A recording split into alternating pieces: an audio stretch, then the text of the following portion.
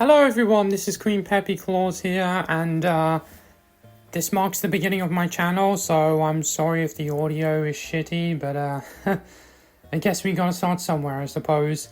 Also, I haven't had enough time to do this thing with my persona and a background, because I've been busy with university and stuff lately. So instead you're gonna have to watch me play Radical Red real fast. So today I'm going to be talking about representation of strong female characters in general. I might talk a little bit about people of color and just groups of minorities in general representation too, but it's mostly the strong female aspect I'm going to be focusing on. Now, I just want to say that my definition of a strong female character is a female character who has agency and a big enough impact on the story. That's it. So I guess I'll begin talking about Captain Marvel, because that is the one of many female characters in media that causes the most discourse on the internet as of late, within the past 5 years or so. Before Captain Marvel came out, I was thinking to myself, oh okay, cool, female-led superhero movie from Marvel, great, looking forward to it. Because we never even had an MCU female-led superhero film before. Honestly, outside of that, I was pretty satisfied with the way they wrote female characters in the MCU anyways.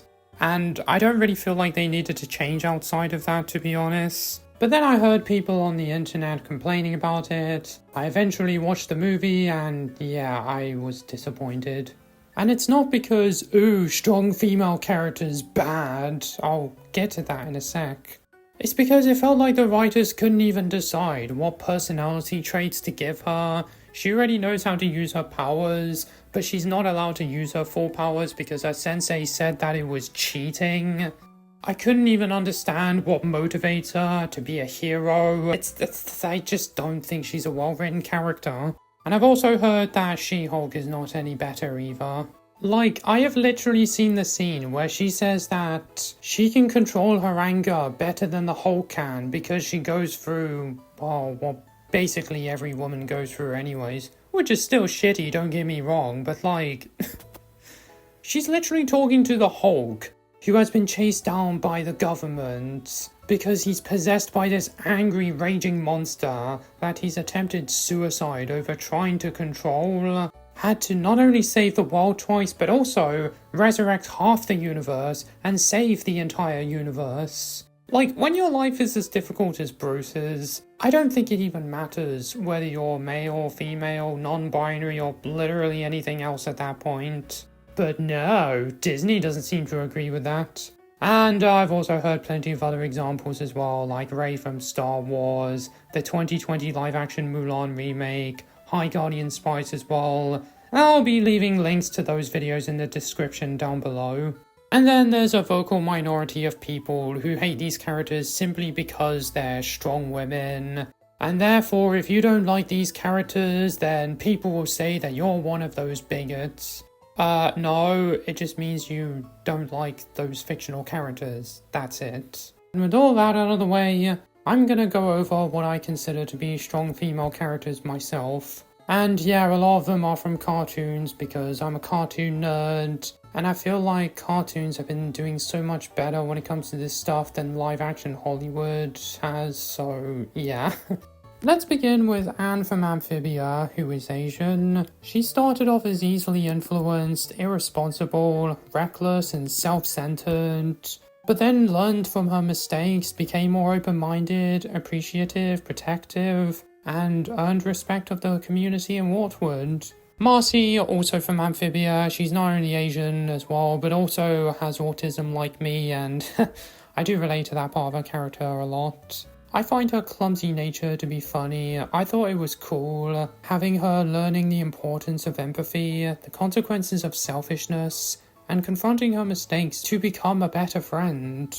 We have Luz from the Owl House, who is Latino, she's got autism,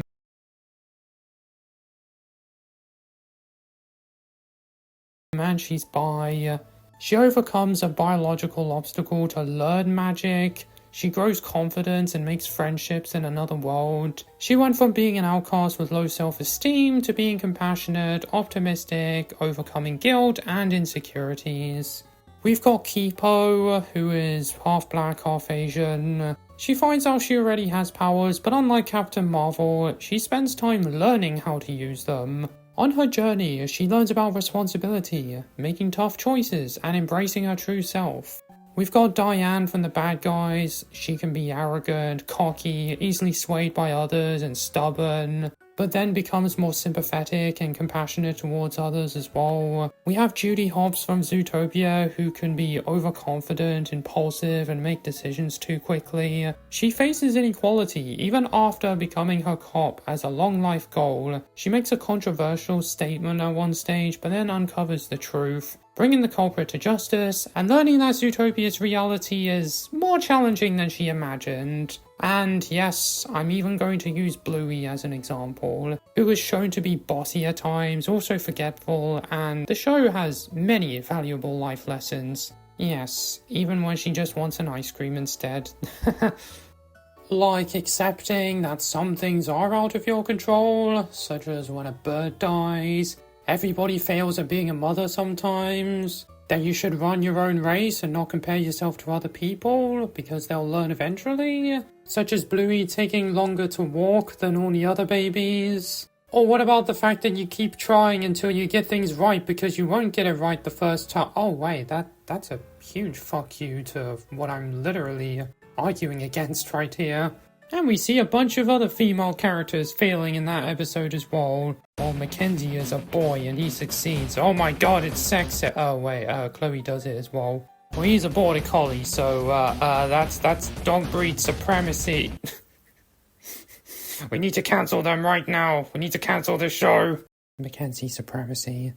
And no, I don't care what gender the character is.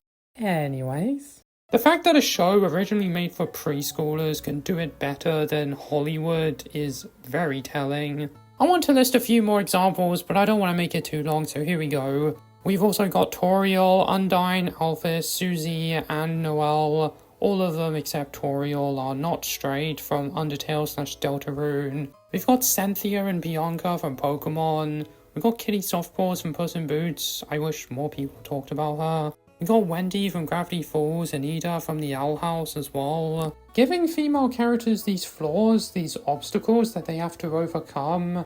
Judy Hopps feeling bad about herself and saying that she really is a dumb bunny is not sexist. It just shows that these characters are human just like you and me. Well, I mean, some of them are anthropomorphic animals, but you get what I mean. Someone who is flawed, not perfect, makes mistakes, and then learns from their mistakes and grows as a person. And if you're telling me that a character is not allowed to do that simply because they're female, that's sexism right there. I really am getting sick and tired of this pattern of modern day Hollywood making these like quote-unquote strong feminist movies. People whine about it on the internet because they're strong female characters, even though it's bad writing, that is the problem. And honestly, if Hollywood doesn't stop doing this crap, then I hope it continues to burn and fall. Anyways, yeah, that's all I have to say, guys. Bye. Glad to know that I didn't have to ramble on about this for too long.